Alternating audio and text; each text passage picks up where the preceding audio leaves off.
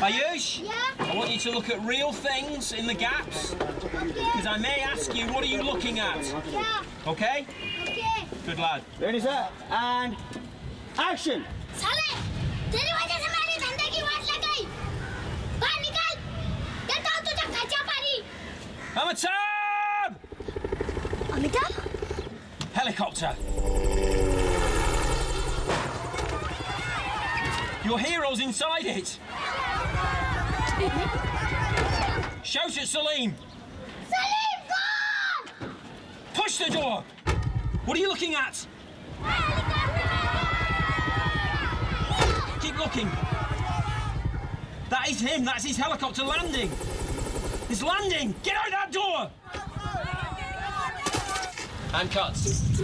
Okay, good. One more. Simon invented this word slumdog, which I thought was a kind of regular word, but nobody's heard of this word. Everybody goes, what? And it's slumdog, and it's, you know, a word for a slum kid, a kid from the slums.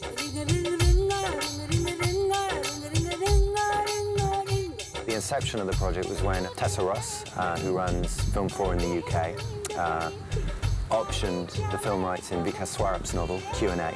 She read it, recognised some potential in it, and she approached screenwriter Simon Beaufoy, who wrote The Full Monty, among other things, which was really an inspired choice. I first came across the book from Tessa Ross at Film 4. The book Q&A has two amazing things about it. The simple premise, and of course simple premises are the best, that a slum kid gets on Who Wants to Be a Millionaire and wins and is arrested because he can't possibly know the answers. So that's a brilliant premise for a film. And the other amazing thing it has going for it is that it's set in this incredible city that's going through these amazing changes.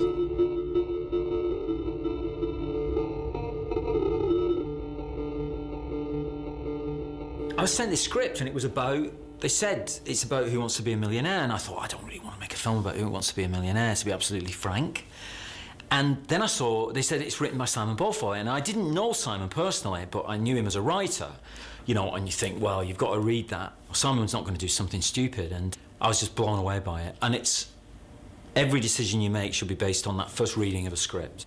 You know, people say, how do you decide what to do and things like that, and why do you decide this and that? And it's just simply your reaction. You sit at home and you read the script, and it's just, I was just blown away by it. Good. It's very, very difficult to kill people supposedly with a revolver. Very difficult. Straight arm, we're mildly inaccurate. Over more than a few yards. Oh. So dead straight. Cool. There's a dynamism in it because of India, I think, which is that the extremes of the story and the extremes of what goes on there are still part of current life. Newspapers there are incredible.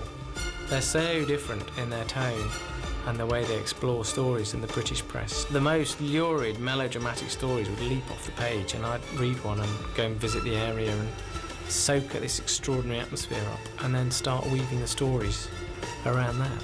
When I first read it, I thought it was a true story. It felt like a true story. And then I asked Simon, he said, no, it's not a true story. And of course I said, well, it should be. You know, it deserves to be.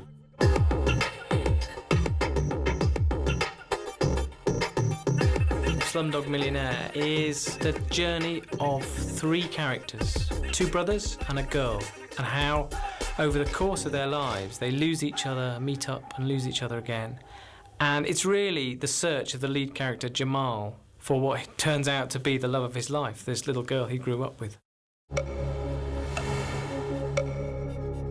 He goes on to the Indian version of the show, Who Wants to Be a Millionaire. Are you ready?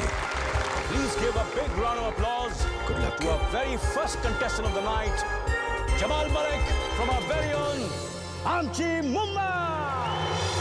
He gets to within one question of winning it. The show breaks for the night, and he's arrested on suspicion of cheating. The argument being, how can this kid, uneducated, know anything? Professors, doctors, lawyers never get beyond 16,000 rupees. He's on 10 million.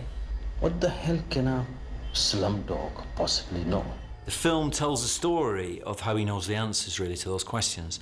That's it, simply. There's something much more interesting, of course, that steps outside the show, in a way, is that he is not interested in the money, really, which is strange. His reason for being on the show is very different. It's Jamal's way of trying to find a single person in a city of 19 million people. He thinks the only way he will find it is by getting on this game show. And the longer he remains on that game show, the more chance he has of tracking this girl down.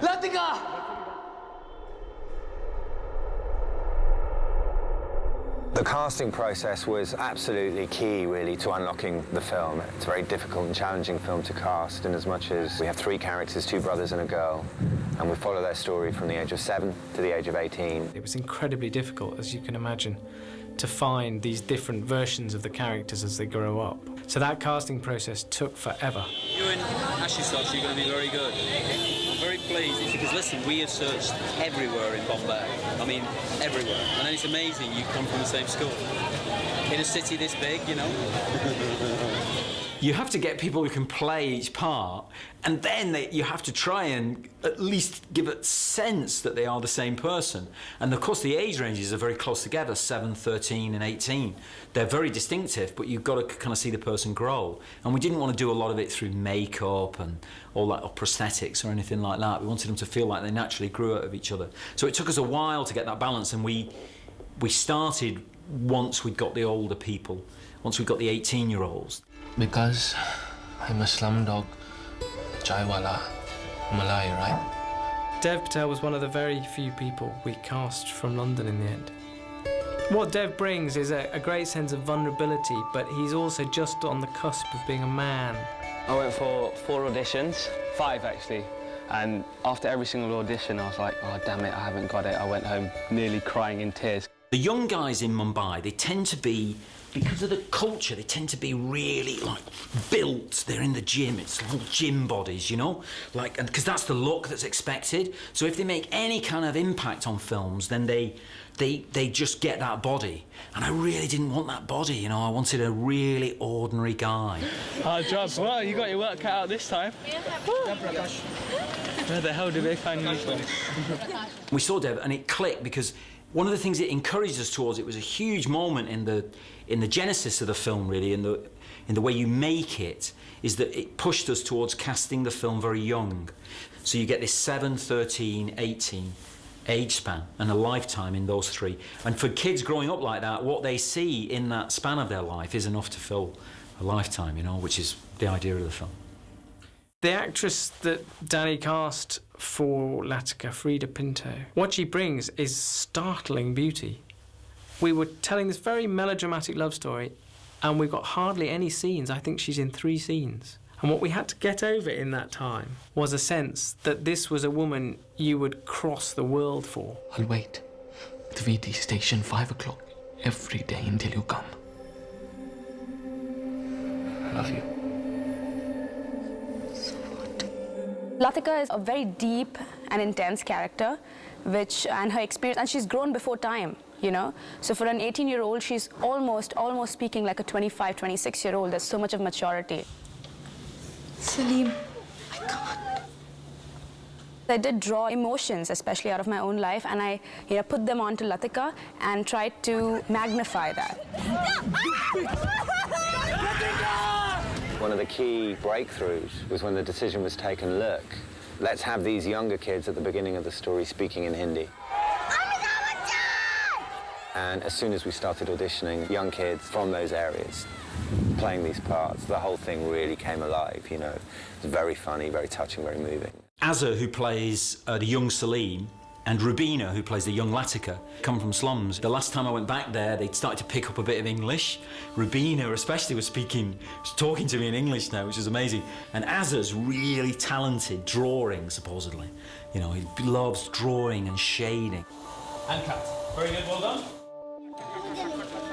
We had a lot of help from Loveleen Tandon, who began with us as a casting director, and really her role evolved into co-director, in as much as Danny doesn't speak Hindi, so Danny, Loveleen and these kids work very closely together to get the performances that you see up on screen.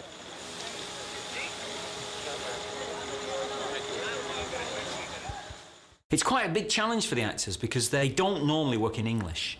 They work in Hindi. And although the film begins in Hindi, to kind of root it, that's what we try to do, it requires, quite a mastery of English. Welcome back to Who Wants to Be a Millionaire. We were very lucky to get Anil Kapoor to present the show. Action! For 4,000 rupees. Who's now kind of, I guess, the biggest star in India, the biggest actor in India. It's a strange way, the way I've got into this film. In India, we don't read scripts. I said, who's going to read the script now? Yeah, come on. I said, okay, fine. I said, okay, then I asked my son, I said, you read the script. So he read the script. I said, Dad, the script is fabulous. It's brilliant, absolutely fantastic. I said, you have to do this film. Go to the next question. And I was very frank with him. I said, I haven't read the script. I said, but I'm doing the film. And even if it's one shot, that's if you approve of me. And that's the way I got into the film. The host of the show was interesting to me because I had to tread this line between making it believable but also giving him a hinterland of his own life and a reason for why he didn't want this guy to win $1 million, 20 million rupees. I decided that was to do with the fact that he also was very similar to Jamal and that he'd come up from the slums. And that actually the last thing he wanted was to give a leg up to someone in the same situation as him. Guy from the slums becomes a millionaire overnight. You know who's the only other person who's done that? Me. We sat in on the filming of Who Wants to Be a Millionaire in Hindi. If you win the big prize there, it's like insane. The place just goes mad, you know? So you can imagine this slum kid going on it and winning is impossible. Ladies and gentlemen, what a player! Time for a commercial break. Don't go away now.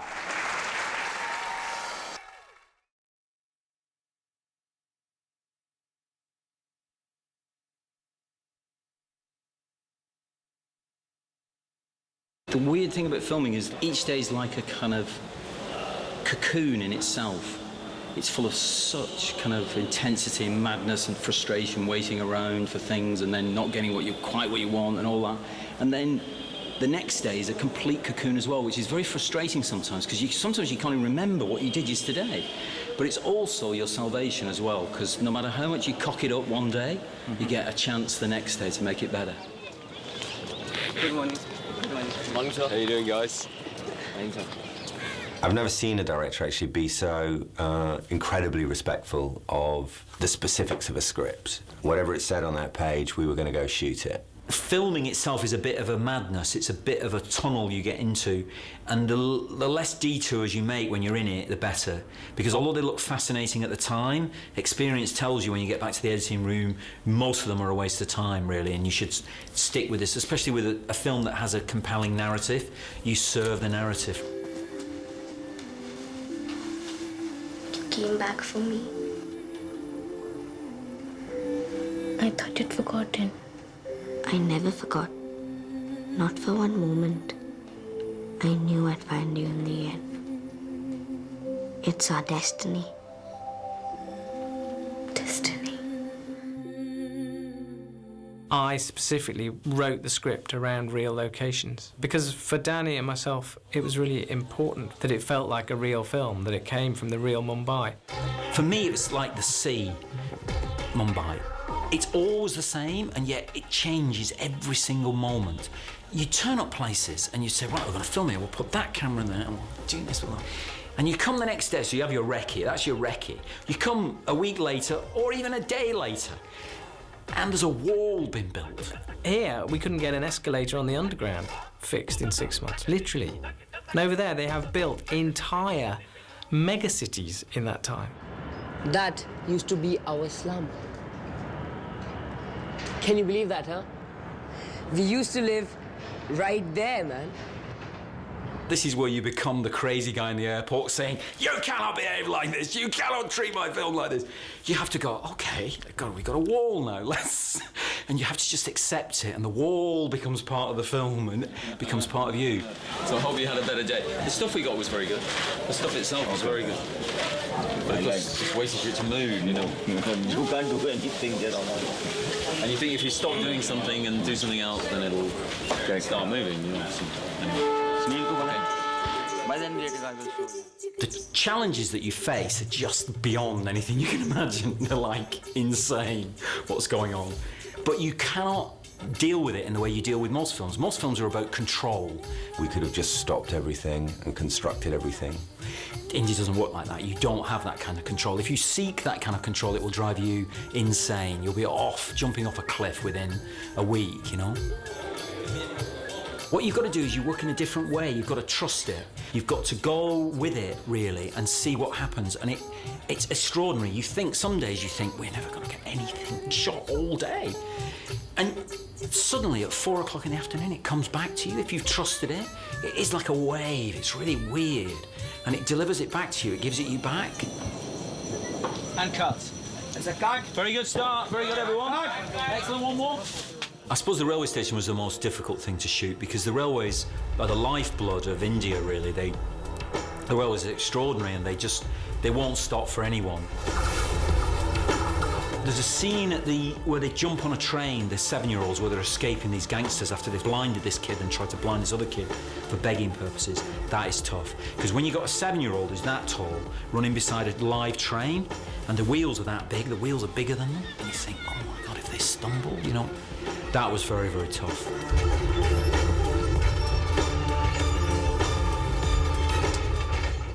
We did a lot of filming in the slums. Fantastic time we had. The word slum is a tricky word. In Britain, it has a sense of massive poverty, of shame, of embarrassment to be living there. None of that exists in India. It's not a static thing, a slum.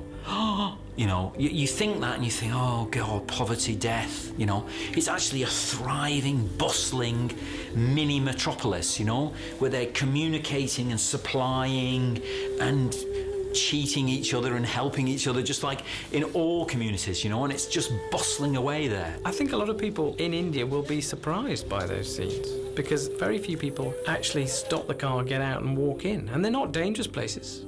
By and large, they're as safe as walking down a street in London. I just love trying to kind of capture a bit of what that place is like.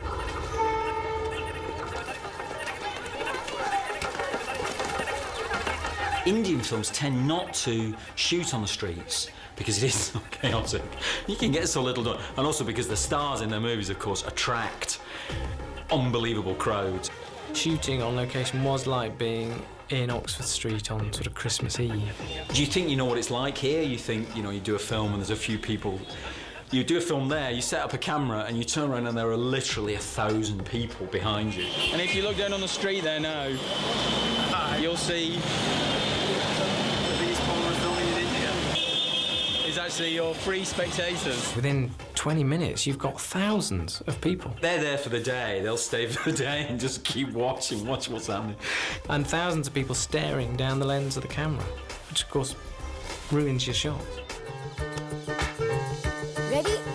Don't move an inch. Smile. We started off using classical kind of film cameras and I didn't like it. I thought it was too static. You start to look at it a bit like that, and I didn't want to do that. I wanted it to feel really involved in the city. I didn't want to be looking at it, examining it. I wanted to be thrown right in there as much as possible. Danny was using the very latest in digital technology. Well, we had these small cameras called SI2K cameras, and what was great about them is that Anthony was able to hand-hold them. Although they had this gyro on them, which was stabilising them, they could operate in very small, narrow areas. This camera's about this big. The block is about that big, the lens is about that big, and then it gets heavier and heavier. The drive for the digital cameras were all stored in rucksacks. Anthony would look like a rather cumbersome tourist from Denmark who was wandering around the slums. You can run around with those and you can dodge around those tiny little narrow alleys. It's handy, it's small, it looks complicated, but it's actually an agile, ergonomic, potentially very interesting way of making a film. It's still certainly another mad Dr. Boyle, Dr. Mantle invention, but it's what I think is amazing about films. You get a story and it has its demands, and you have to meet those demands, and you have to invent something, and I love that. This chase through the slum, and that was the way in for a kind of Western audience into the film. I remember the first time I read the script, you know, you could feel the vividness of that. You were thrown into this world. You weren't kind of taken into the world and told to look at it at a distance. Look at that. You were actually just chucked in there and you were running as well. I think that's probably my favourite part of the film.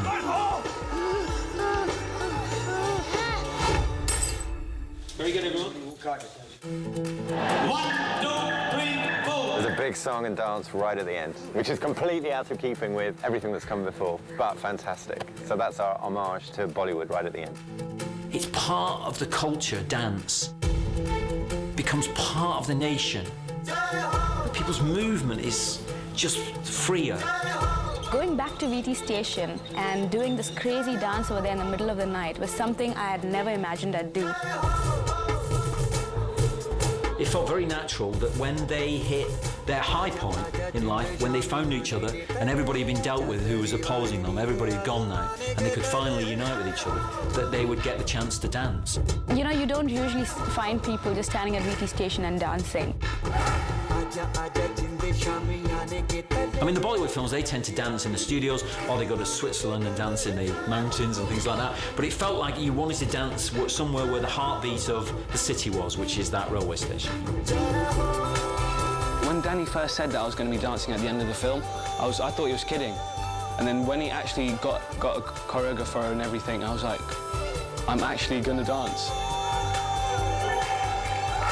And it's great credit to Dev, actually, because everybody else, of course, in the movie, dancing's just, you know, everybody just does it because it's part of life, you know.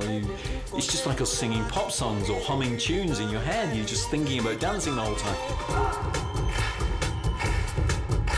But Dev, of course, who's from here, it's not so easy. It was really hard to pick up those moves. Listen, to make a film, you make a good story, and you kind of, it's a benefiting experience to you doing it. It's incredible. It does change you, as people say it will always do, India. It'll always have that effect. You'll be able to smell India in Slumdog Millionaire. It's been amazing, and it's like I found another piece to myself. It's unmistakably a Danny Boyle film. They have this wonderful expression here that filmmakers are dream merchants. I love that. I think that's sort of what I love doing, really. It's been absolutely brilliant. It's got hope. It's got a great love story. It's a roller coaster ride. Absolutely brilliant. Absolutely brilliant. Quite a blast of a time, really. I mean, it is challenging, but it was very rewarding as well.